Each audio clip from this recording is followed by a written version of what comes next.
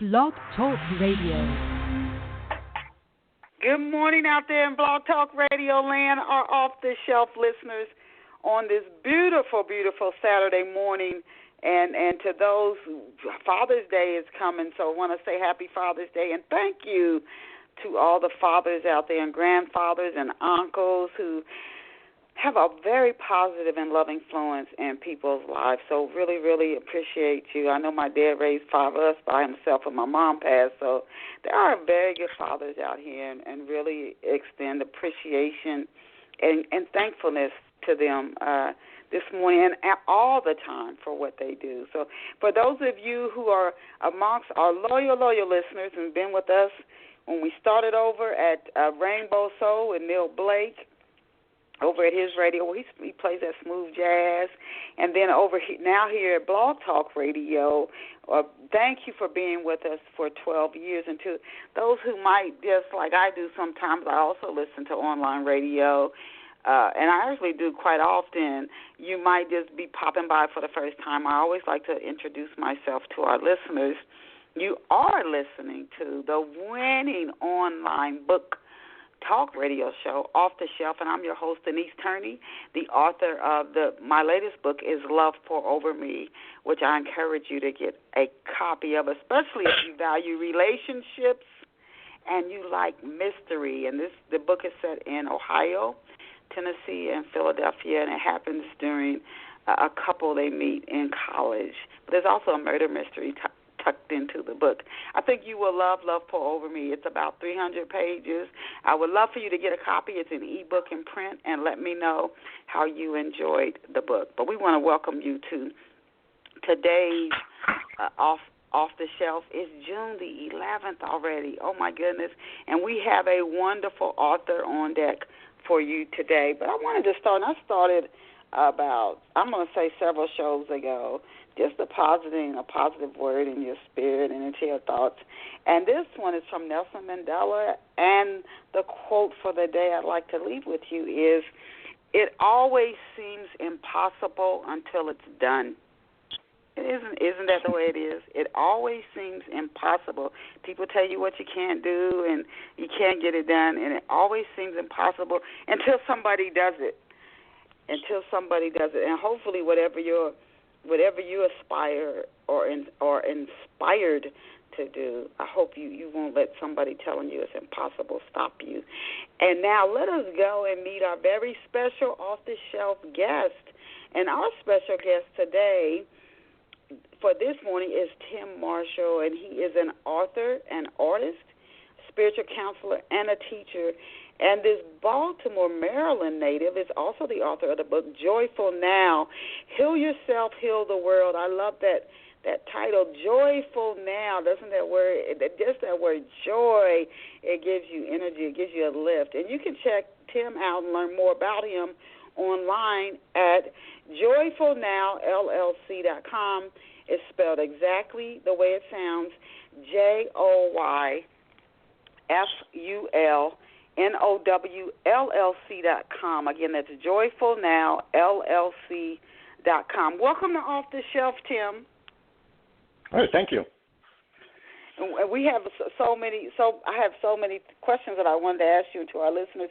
I haven't finished Tim's book, but he did gift me with a copy of his book that I started. And for those of our listeners who have read a lot of self-help books, so maybe you've read things by Anthony Robbins, Dr. Wayne Dyer, Marianne Williamson, and I'm thinking, I always mispronounce her name, Iyanla Vanzant, and I think she comes on Oprah's station now, and kudos to her. But along those lines, these are similar to the material that Tim writes.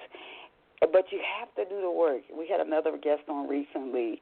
You have to do the work, and that's when you see the results. So it's a pleasure to have Tim here with us this morning. I hope that you are committed, as our listeners, to doing the work so you can get these great, great results and be joyful now. So before we launch into today's questions, Tim, can you tell our listeners, this is something we do with all of our guests, if you could just tell our off-the-shelf listeners what life was like for you growing up in Baltimore, Maryland, if you have any siblings, and how did you see the world as a kid? If you could just give us some backstory on you. Certainly. Well, Baltimore City, I grew up Catholic, and I have 2 sisters and 1 brother. My brother is now deceased. And, well, it was a typical time, I guess. I loved life. I associated mostly with adults because I was extremely, up there. I learned meditation when I was 10 years old, and I've been practicing it ever since. And it led me into speaking at venues and becoming a life coach. And that's what I do now, is I'm a life coach. 10 years old. Okay, so I have to ask you, 10 years old, that's young. What happened? And I find when I read the backstory on people who get involved in self-help, helping others, whether they go into the ministry or they start to try to learn and teach others how to quiet the mind and work with thoughts to create the life they want, they tend to have suffered some type of trauma as a child. I find that to be a common thing. Something's happened to them. Not everybody, but a lot. But what do you think, if you had to guess, propelled you to start meditating at 10 years old? Actually, it's quite the opposite for me. Although there were traumatic moments in my life, I don't think that they were a motivating factor. I grew up in a house that the whole neighborhood knew to be haunted. And a neighbor of mine meditated, and I was fascinated by it. And he was one of the most calm and easygoing people I had ever met in my life. And I spent a lot of time with his wife while he was in meditation, talking about life, just learning new things. And on my 10th birthday, he gifted me with a book on transcendental meditation, which I devoured. I loved it, and I started practicing it immediately. And that's the story behind that. Oh, okay. You lived in a house that was haunted. I actually a roommate with somebody in the Navy who was. And I said, okay, enough of those stories. Okay, so 10 years old, that's how old you were when you started on your spiritual journey. So when and why, Tim, did you sit down and write Joyful Now? Actually, it's a culmination of effects that happened there. I was teaching down in Florida at a lot of group things, and I had some masterminds going on. And the things I was teaching over and over again, people were telling me, you got to write this down. You got to write this down. I have helped people become entrepreneurs for years. And I was doing it for free for years and years. I've only just started charging for it. But there's been so many successes out of this work, and what I put into the book is pretty much what I was teaching for years. Now it has evolved, and what I do as a coach is well evolved. But Joyful Now is the culmination of over 20 years of work, and it goes beyond that, but that's what I stick at is 20 years. And I have had so many requests to write the book that I finally broke down and did it, and I didn't realize how much I love writing. Because when I was doing that work, I got so into it that I would lose hours writing it. And even on the rewrite, I found that I liked that even more because I was polishing it. And it just felt so good to do this. Okay, so you help so many people become an entrepreneur. Your answers are create more questions in my mind, even though I already have a long list of questions to ask you. But so have you ever owned a business? You helped others become entrepreneurs. Have you yourself owned a business? Why did people seek you out to help them become an entrepreneur? Did you yourself have a business at the time and they just come up to you and ask you, how did you start your business? Or how did you start your bakery? Or how did you start your friend? Is that the way? No, actually, I'm only just beginning my business right now because I'm taking training and I'm getting certified as a life coach. The thing is that there was, down in Florida, there was a place where groups would meet for meditations, and the one who was leading the meditations took very ill. And I had a reputation already, so they invited me in to teach the meditation. Well, there were 29 people there, and everybody had an experience that they couldn't explain. So the following week, they invited me again, and there were over 60 people in that room. And again, there was an experience that couldn't be explained. So I became very popular with that, and it branched out. I was asked to talk at little meetings at bookstores and stuff, and that's how it all began, where people were coming to me because people wanted me to bring people into their stores. And when you say experience, go ahead. No, well, the experience, I'll tell you the experience. What it was I was leading everybody up to a spirit pond in the meditation. And when we reached the spirit pond, I told them, your loved ones are surrounding the spirit pond. So just accept what you get and just relate to who you love there, because that's what it was all about, getting into a place of love. Well, everybody saw the sun come out of the spirit pond at once. I saw it myself, and I was leading the meditation. And it was magnificent. It was just like I was being filled up with light. The sun was filling my entire body. And I heard that from nearly everybody that was in that room. We all went to Denny's after that. Well, a number of us did. And we all discussed it. And it was amazing. It was just amazing. I'd never, ever tried to do anything like that. And I found that I was a natural at it. To be able to connect with, they say that we all are connected. we move the blocks. That's why forgiveness, I'm told, is like a absolute. It's the key to love, because it's the interference. It's what blocks it. And a lot of times we think we've forgiven, but we haven't. I want to ask you next, because you talk about this in Joyful Now. What is self-love, Tim? And why is it important that we love ourselves? Before you answer, this just popped into my head. We had a guest on. She called in. I forget the country that she was calling in from, and she wrote a book to help women who are in their midlife. Their children have left home. Their careers are changing, and that she finds in her work, she found a lot of women struggle. When people trust you, then they start to tell you about their struggles. And she found that a lot of women in their 40s, 50s, and 60s, they were struggling to get through that. The old life was gone, and how to transition into the new one, and they were having a lot of struggles. And she said one thing women learn, and it could come because we carried a baby in the womb, and we have to carry for someone else while we're carrying our baby in the womb. We learn to put some others before us. And she said it could be part biological, and, of course, society teaches us that that's what a good woman does. She puts herself last. And then you struggle with this self-love. You just struggle with it. I don't know if men are taught to put themselves last. I suspect not. But can you tell us, what is self-love?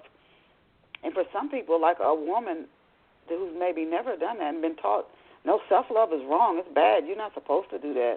But what is it? And why is it important that we love ourselves? All right. For one thing, all right, this might sound awkward, but being selfish is not as bad as what people think. Everybody is out for number one. I don't care what they're doing. They're out for number one. And self-love, when you recognize that you are the most precious possession you're ever going to have, you can give yourself even more to those that you love.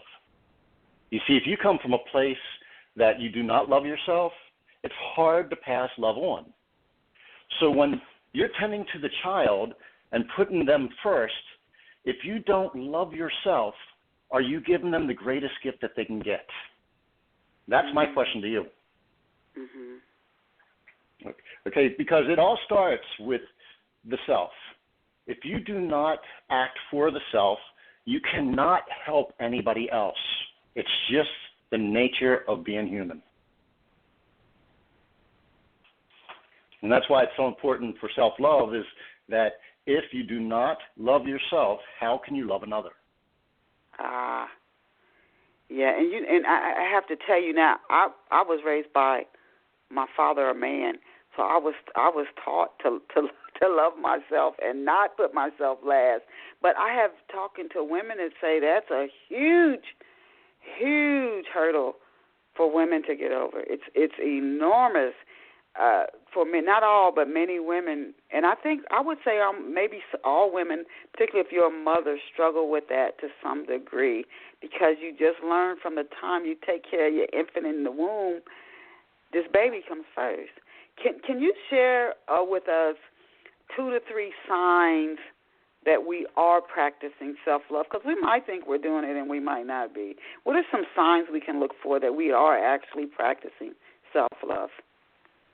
Well, taking time for yourself, okay, such as meditation time, is essential. It's just opening up to what you've got on the inside.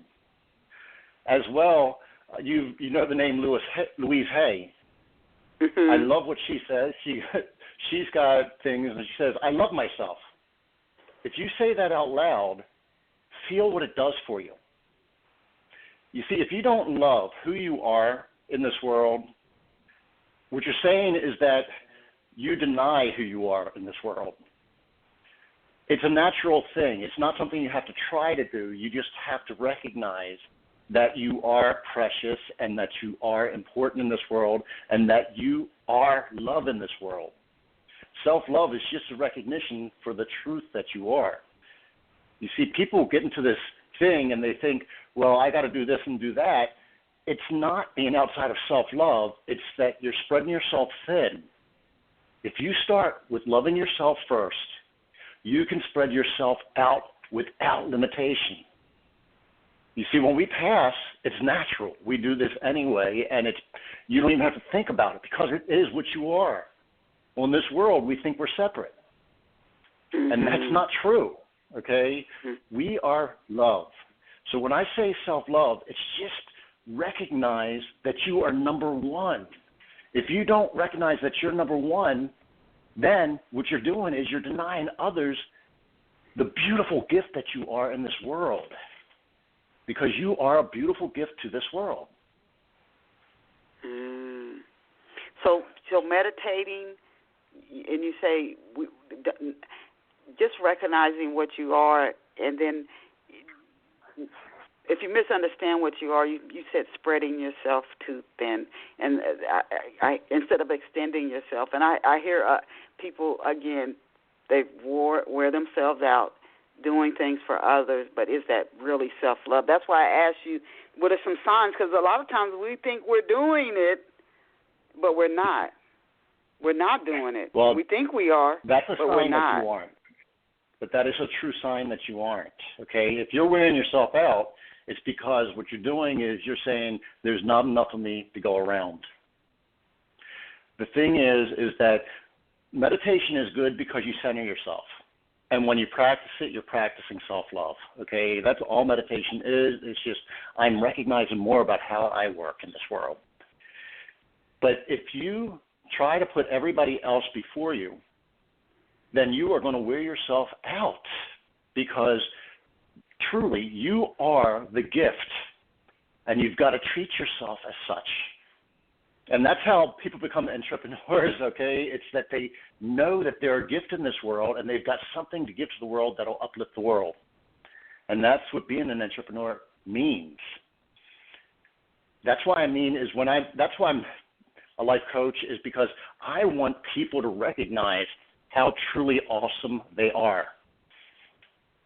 And that goes to everybody. Okay, so spreading yourself too thin, even though you might be doing something that you think is positive, it could deal with self-worth. And then we had a lady on, and she said the way she came out of a domestic violence marriage where her husband was a pastor, but he was abusive, she asked herself, why do you think you're not worth more? And that's how she started to come out and leave that relationship. It may all go back to, what do you think you are? How do you see yourself? It could literally create every experience that we have. But so that leads me to my next question, Tim. So let's say you're somebody, and someone you love, you're close to, you get a phone call that they were in an accident and they didn't make it, or they're no longer in this physical realm, and it's a sudden thing, and you got to swallow it. Or you just bought a house, and your employer had been telling you how good everything was, and you're 3 months in to having bought a house, and I know somebody who this actually happened to, and now you're getting laid off. These types of things, when they happen, you don't even see them coming. Is it really true? I just gave 2 examples. Now I'm asking you this question. Is it really true that external events, that they don't influence how we feel? And I've heard time and again, including in like in A Course in Miracles, in the scriptures, is the way you think. It keeps saying you have to renew your mind. Is it really true, though, that these external events, and for some reason Job just popped into my mind, that they don't influence how we feel? We just think they do, that it's all inside work. And I can see listeners going, no, that's not true. Is it possible to have peace and joy regardless of what is happening on the outside? Is that really possible? We have to go back to self-love. If you believe in yourself, all right, and you believe that you have a gift and that you are a gift to this world, all right, you've heard of the law of attraction. What you believe is yours becomes yours. So if you think that losing that house is who you are, of course it's going to hurt. Of course it's going to, because that's how you're taught, okay? But now if you take that same event and you think, I can't wait to see what good comes out of this, and you're sincere about it, then things happen. Just like me coaching people. What's really crazy about the whole situation is once they pay the amount of money that they pay for the coaching, they've taken that step. Now they're committed to themselves. And the work starts at that moment, okay? And it's all psychology. We can let the psychology bring us down and hold us down for years if we want to. And it's our choice. And I gotta say that out loud. It is our choice to suffer. We are not built here to suffer. We are built here to uplift the rest of the world and to be the very most we can be so that others see the light and they can climb to that light as well. It's a matter of psychology. It really is. Let me ask you this, Tim, before I wanted to ask you the road you took to applying what you now teach, which you've already shared some of it.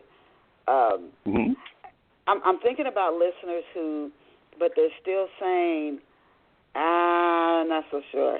And you can hear people say, and I've heard people in worship centers say, no matter what happened, like to the Christ, he never became depressed or anything. And they're like, well, he was never married.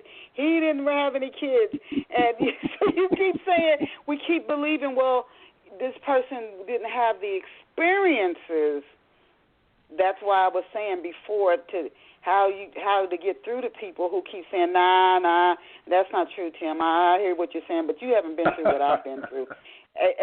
No, people who will keep saying it. I bet you if you had gone through that, you wouldn't be saying that what you're saying. Okay. How when you say it's up to you, we have experiences in this world that people just assume you're supposed to get sad behind.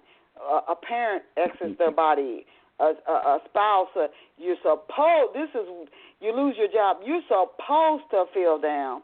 We literally have experiences that people think it's just normal. You're supposed to feel hopeless right now. You're supposed to be angry. And now you're saying you can choose to actually still be joyful. Let me tell you this. Let me tell you this. And I lost my fiancée in 1992. She passed away. We never got married, and she was the absolute love of my life. And I let myself sink down low for an entire year. And that's what began my journey to where I am now. Now, should I have kept down low the entire time? Well, a year, you know what? I felt that was appropriate, and I was at a bad place at the end of that year. It was either I was going to end it or I was going to begin it. And that's where I say there was a choice, okay? Yes, of course, if you've got something that you feel like, you know what, this has damaged my soul, this has hurt me badly, yeah, grieving is not a bad thing because we got to do this for the loss that we took. Absolutely. But are you going to let this destroy who you are, or are you going to let this build upon who you are? That's the choice. And we do have choice in this. We can sink down low, and believe me, people suicide all over the place because they take that choice. Yeah. But the thing is, it's again, we have the choice, and it all goes back to the same thing, self-love. If we love who we are, and we love where we are and what we're doing with this world, we live fully. If we commiserate and we think, I'm going to suffer all my life, well, guess what? The law of attraction will answer that, and you will suffer all your life. Yeah. And then, it's just the law of attraction. I'm sorry. Personally, I don't believe in death, so it's like if you do commit suicide, you just ended your physical experience. I don't think you are going. And I agree with that. So it's I agree. Either way, I would make a different choice and keep working. I think sometimes we just feel like I heard a speaker say, promise me that even if you fail 10 times at what I'm going to suggest you do, that you'll try it again. It's when we keep failing that we're like, well, you know, this is just the way it's going to go. And it can be tough. But you said that, and it's so true. We do have the choice. We do have the choice. Tim, why do you think, before we go into the topics in Joyful Now, why do we keep hearing the same messages? We just keep hearing them from prophets, Christ, Buddha, Eric Tolle, who talks about the power of now. But we're not living what the message says. You can turn on TV and see we're not. Why is it so difficult for us? We keep reading it and hearing these. We've thousands of years. Why is it so difficult for us to be fully present and to always appreciate and to know that we're only loved by love itself, the only real power? Why is that so hard for us? Okay, I just gave a talk at a church a couple weeks ago called The Stories We Tell. When we are about 6 years old, the world becomes a very scary place because it's so huge and we're so helpless. And so the storyteller comes out. And psychology says about 6 years old, it locks us in. And it becomes a personality trait. But we have an education system that really does not teach us to succeed. It teaches us how to follow a format and how to be like the next person, okay, to follow this. But it's all building on that story.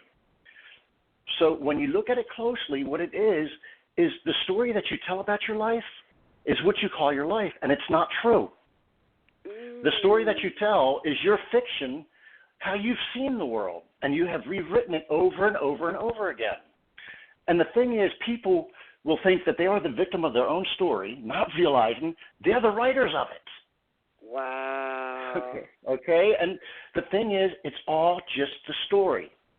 When you swat a fly, do you think that fly ends right there? It just keeps on flying. There is really no death. There is a transition between here to the next. You came here on purpose. What I suggest is that you live on purpose.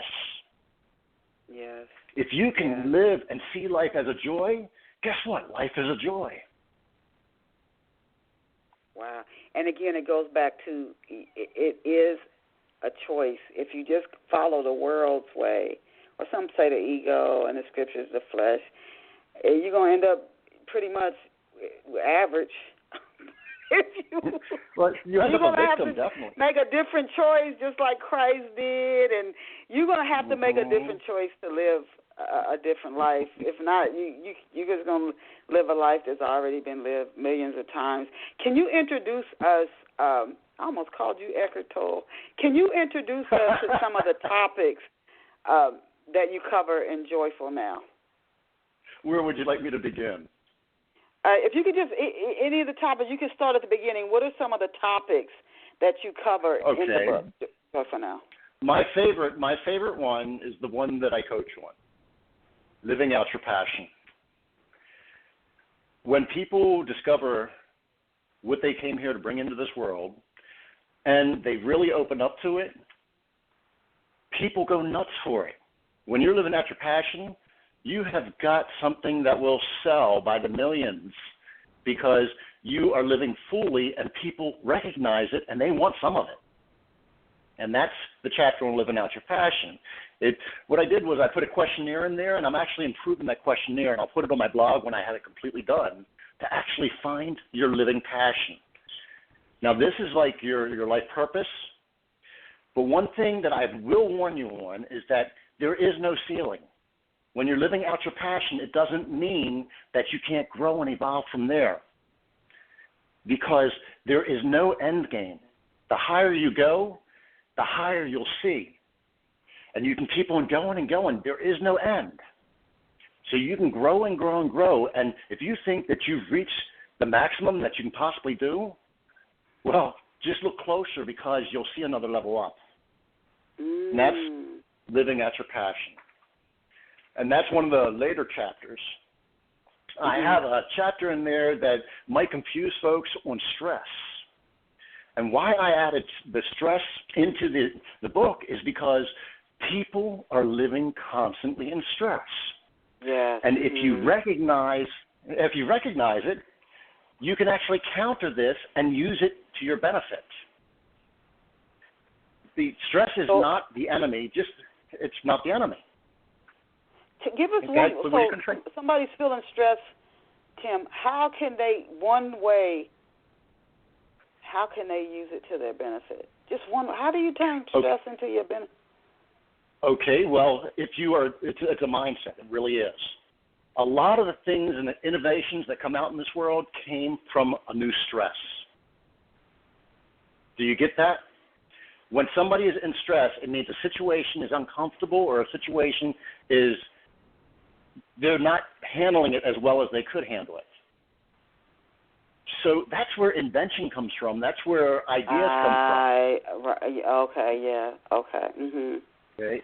So people think that failing is a problem. No. If you don't fail, you'll never succeed. You can look at Thomas Edison, 1,014 tries, and they weren't failures. He got it right after that many tries because he found out what didn't work. That's the kind of attitude people need to get into. People think that risk is bad. No, risk is not bad.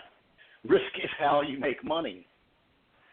And if you really learn how to mitigate your risk, you can live vicariously and thrive in this world.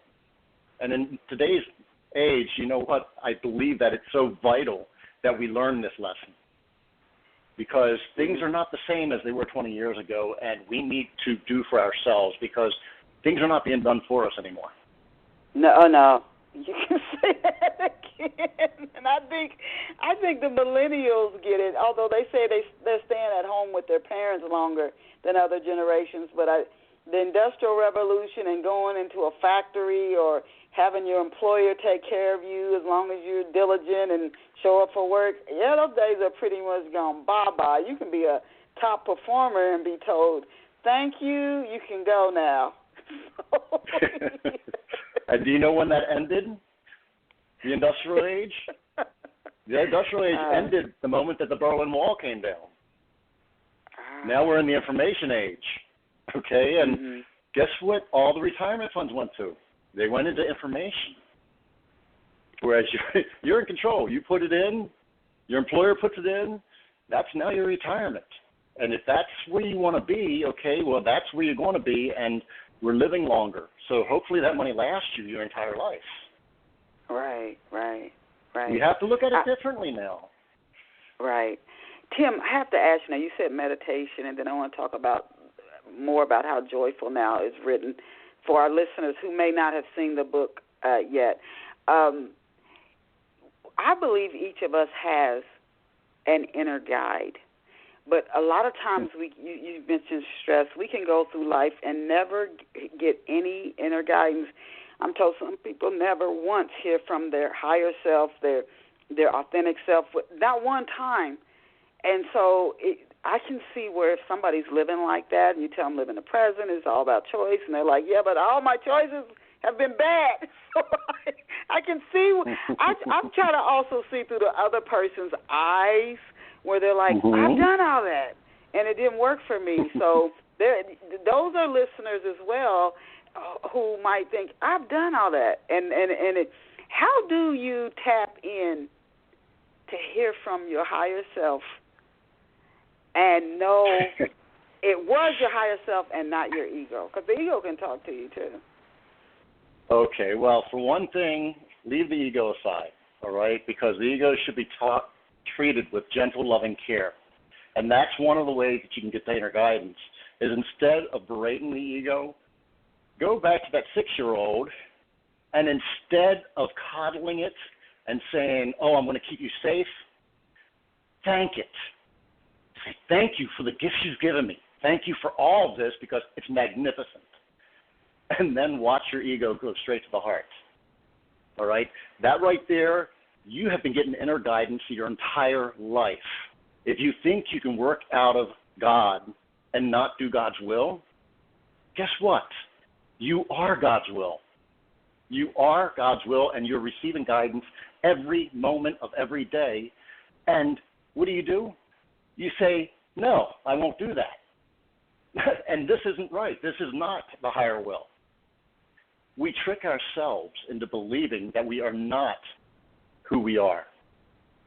And we do it to fit in. We do it to satisfy our mates. We do it in a lot of different ways because we feel like this is the way to live. Well, if you decide to expand and you believe in who you are and you just let it be what it is, and then you say, hey, I understand that it's not my will but thine, and let thy will be done. It's already there. You have no choice in that matter. You are God's will, so live it. Life is for living, okay? If you think that it's for anything else, well, you're missing the beat. But how can a person know for sure? Is there any way of knowing? Like you when you talked about your meditation and the crowds just kept building. Well, yeah, they had an experience. So is there any way of knowing? Okay, the thing is that from? Do not seek the experience. Seek the silence. Go into meditation, spend 5-10 minutes in meditation, and if you can't spend that much, build into it. But go into the silence. Don't use any music. Just be totally isolated from everybody and quiet your mind down. Anything that comes into your mind is not a disturbance. It's divine guidance. And if you listen to it, it's going to give you what you need. And that's the best way is to find silence, because that's where guidance could be heard, is in the silence. You see, it's always there, but there's so much other noise out there, and the story is always, always present. If you can become the witness of your story instead of the victim of your story, inner guidance is easy to reach, because the story is a fiction that you're carrying around and that you're editing continuously, and it's your choice to do so. So you are the witness. You are the writer. It is not your reality. It's what you call your reality, and it's not true. So to our listeners, we are interviewing Tim Marshall, and he's the author of Joyful Now, Heal Yourself, Heal the World. What format, for our listeners who haven't seen, I've seen the book, but for our listeners, what format is Joyful Now written in, Tim? So you do, like if a lot of people go to a bookstore, they get a self-help book. There are exercises often in the book. One guest we had on, she also has YouTube videos that she said you can use to guide you along with the meditation, and they're free, but that can be helpful. And like I said at the start of the interview, I told her, I said, but you have to do the work. And she said, yes. And I forget, it was Les Brown or somebody said, how many people will say, I got your book and that didn't work. And then he asked, well, did you read all of it? They might have only read the first 2 chapters. Did you do the exercises? No. So you have to do the work. So that said, what format is Joyful Now written in? And are there exercises included in the book for the reader to complete? Actually, the entire book is nothing but. Every single chapter has an exercise in it that you don't need to do them all, no, by no means. If one of them resonates and it works for you, phenomenal. You got somewhere with it. I have several friends here who are doing the work chapter by chapter, and it's changing their lives, okay? But they are disciplined to do that work. It doesn't require that. I've been teaching all these things, and I've been teaching them individually all over the place. And I've also had groups that wanted to get more, so I taught them like they're written in the book. But the book is really a workbook to help you find your joy. It's to help you to open up to your inner joy. Once you get there, even your inner guidance becomes very easy to recognize.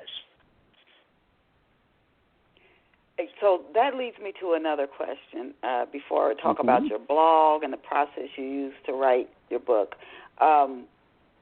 You just talked about, the joy.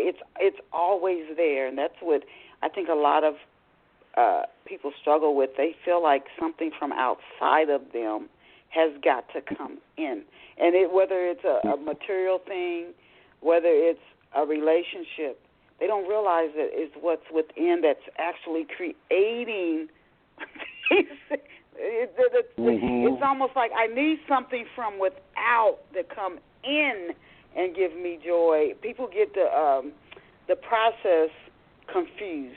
They get the process confused. So 2 questions. Number 1, do you discuss in more detail the process that it's not the external event, and I touched on it earlier during the show. It's not the external event that's actually creating the emotions that you're feeling. It's something internal, how you're using your mind that's creating it. It's not the external event. It's hard for folks to get that. Do you go into the detail about that in Joyful Now? In subtle ways, yes, in several places. But let me say this. If you don't have gratitude and you don't have happiness in your life, that item that you're desiring it's hunting spirituality. You'll never get it with items that you want. But now if you go in with gratitude with what you already have and then know what you want and realize I can be happy now, it'll come that much faster. You see, we do not get satisfied by things. We choose to be happy, or we choose to be in a world of lack and a world of limitation. It's a choice, and guess what? If you believe that you're in a world of lack, guess what the universe gives you? Right. A world of lack, okay? But if you go in and you say, man, thank you. I don't care if you have nothing in this world. If you have a paper clip and that's all you got to your name, look at the magnificence of what you've got in your hand and be grateful for that in the moment, and the world will start unfolding on you because the world's going to give you things to be grateful for. Mm-hmm. So, and I've heard that before, gratitude or appreciation and attitude. People say it is everything.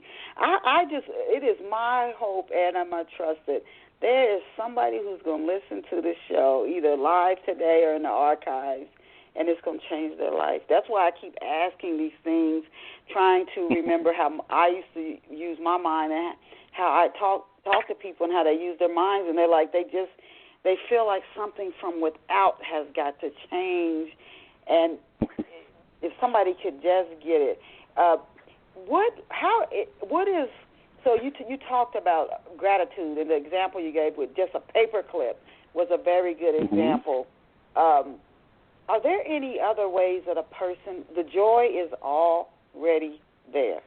The joy is already there. Is there? Are there other ways that we talked about spreading yourself too thin, putting others in front of yourself, and practicing self-love, stillness? Are there other ways we can block? So the joy is already there, and we are completely unaware of it. Are there any other things that could block that awareness that we just don't believe it? Somebody could be listening right now going, nah, Well, the thing is start with your definition of selfishness. You think that selfishness is a negative thing. You need to live very, very selfishly and treat yourself like the royalty that you are. Now, this is not to say to be stingy to other people, and this is not to say to ignore other people, but if you don't treat number one as number one, nobody else will treat you that way either. But if you can live selfishly and give yourself freely from that point right there, you are going to be magnificent. The joy is going to naturally flow from you. There's no choice in it. Once you're there, it's there. We're taught that selfishness is bad. You got to give yourself. You got to give yourself. Well, you know what? It's backwards. Selfishness is not a bad thing because you were born to this world to be number one. You are number one in your own world. Act like it.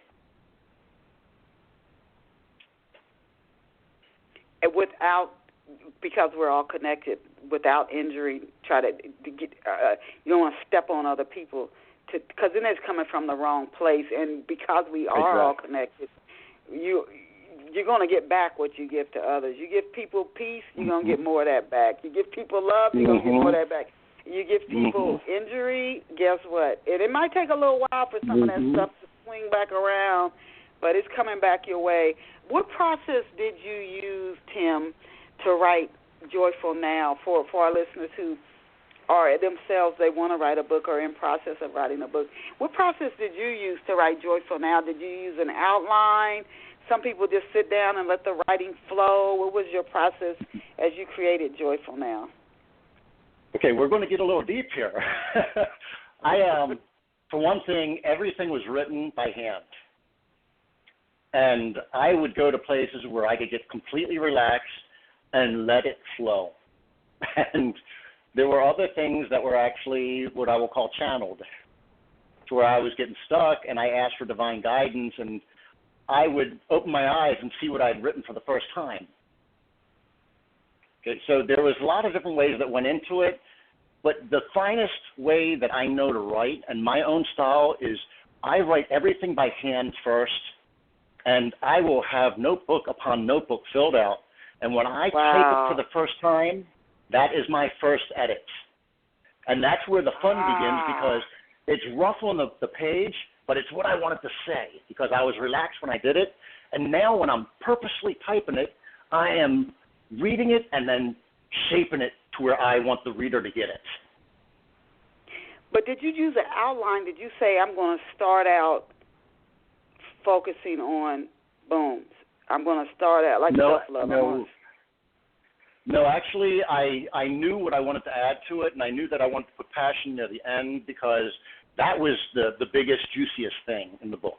Okay, everything has got great purpose, but no, each chapter is organic, and it can stand all by itself.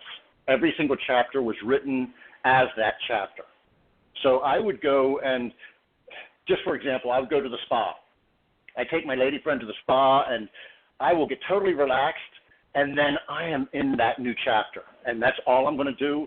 And even when I leave the place, we'll go to a park or something, I won't stop that day until that chapter is finished, because it is flowing through me, and it's so juicy at that moment that I am just on fire to get this thing on paper. It took me 3 years to write that book, by the way. How long did it take you? 3 years. Okay. And then you had to type it. Well, the thing is that, if you look at the whole thing, it took probably about 7 years all told. But to actually write it and to have it out originally, it took me 3 years to write it by hand. Oh my goodness! Now, do you also do public speaking? You said this all started like with your coaching business, which you're just beginning to launch.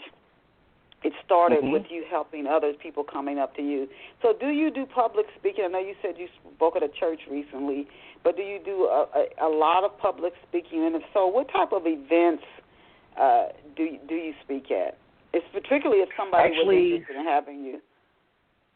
I spoke at a church in D.C. on alternative healing techniques, and I'm invited to small things, But I have not done real major things, but I intend to. I'm a very easy public speaker, very easy. Okay.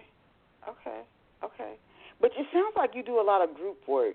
Like when you were talking about your meditations, is that like, and I know your life, it's evolved into the life coaching, but is that what you started with, like the group meditation work?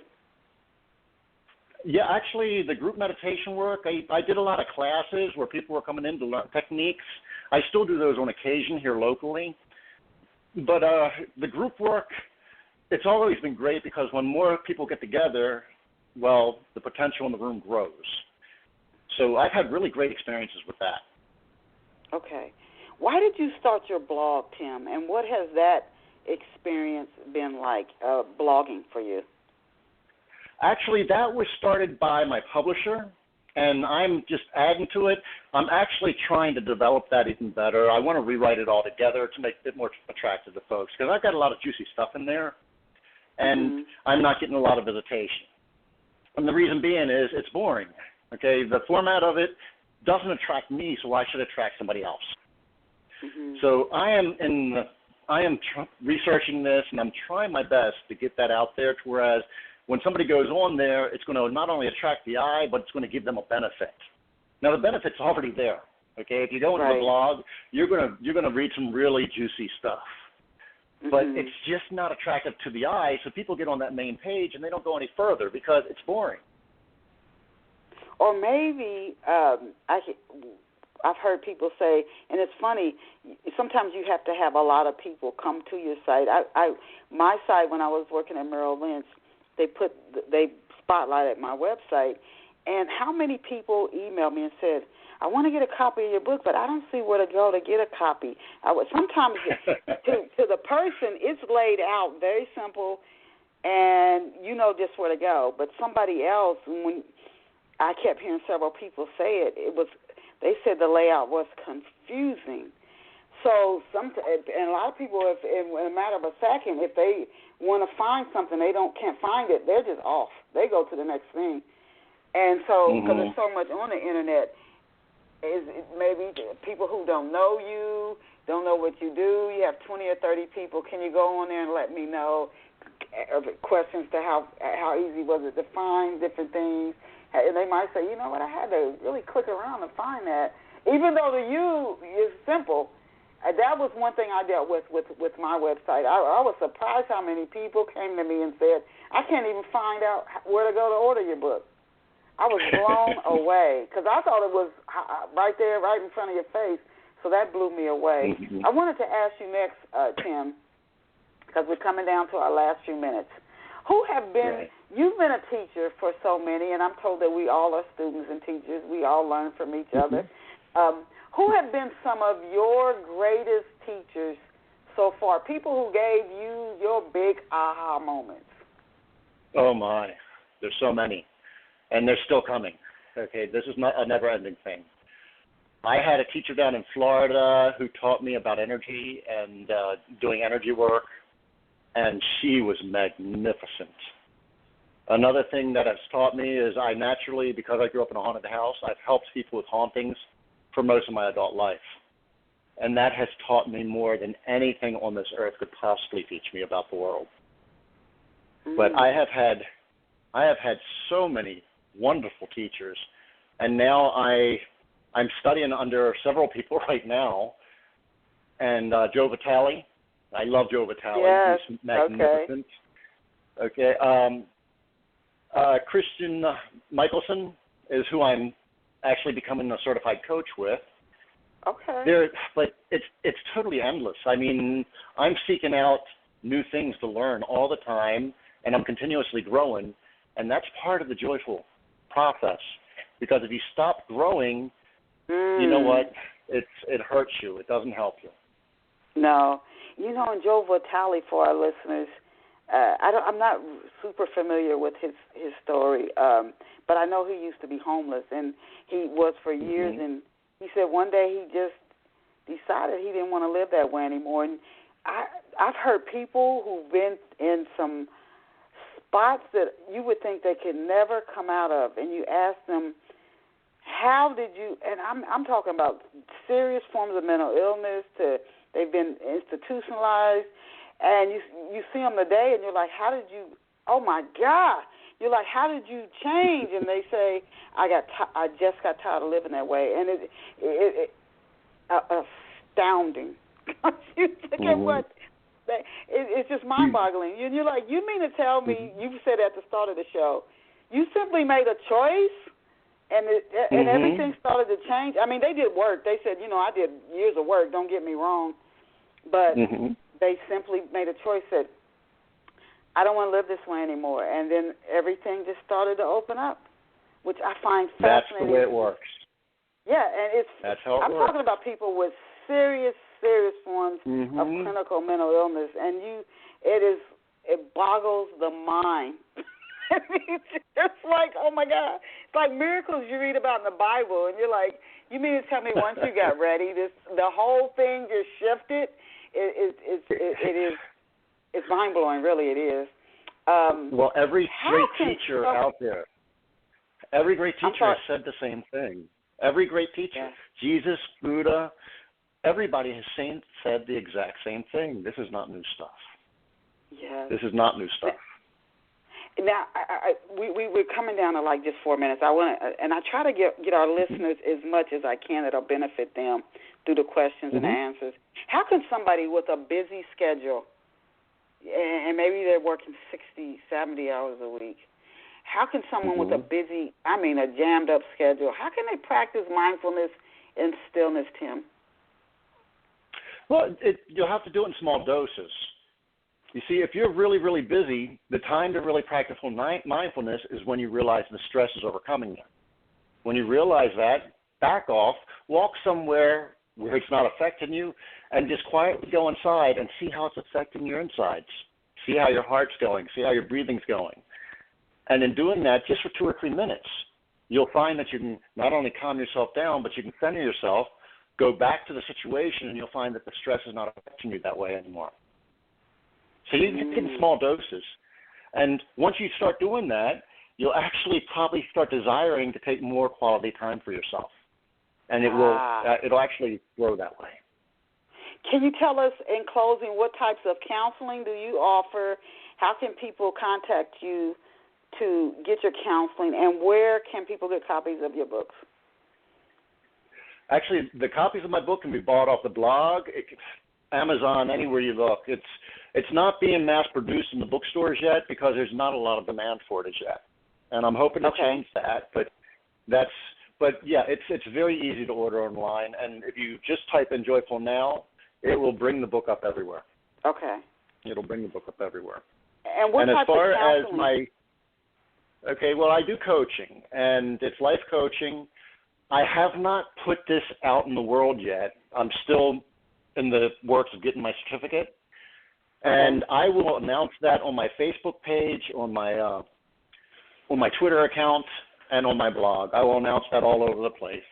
And then at that point right there, I will be available for anybody and everybody who wishes to have my services. Okay.